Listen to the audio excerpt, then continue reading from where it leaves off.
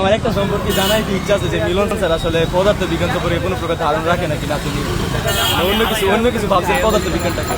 কেননা আমরা যদি দেখি যে আমাদের পদার্থ বিজ্ঞান যে ফার্স্ট পেপার, এটা আমাদের কমপক্ষে প্রায় 11টা কি 12টার মতো চ্যাপ্টার। আবার সেকেন্ড পেপারও এমন অনেক, মোট মিলে প্রায় 24টার মতো 25টার মতো চ্যাপ্টার। কারণ ফার্স্ট পেপারের মধ্যে উনি কোন বুঝে একদিন করে বন্ধ দেয়।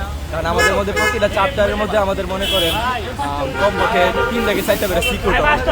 আবার এমন যদি আমরা সবগুলো দেই তাহলে কিভাবে আমরা রিভিশন দিতে পারি একদিন।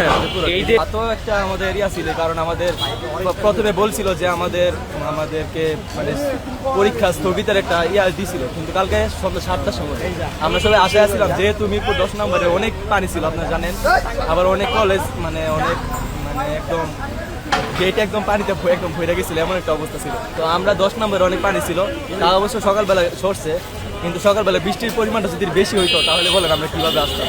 উনি যে আমাদেরকে নিয়ে এত অবহেলা করতেছে।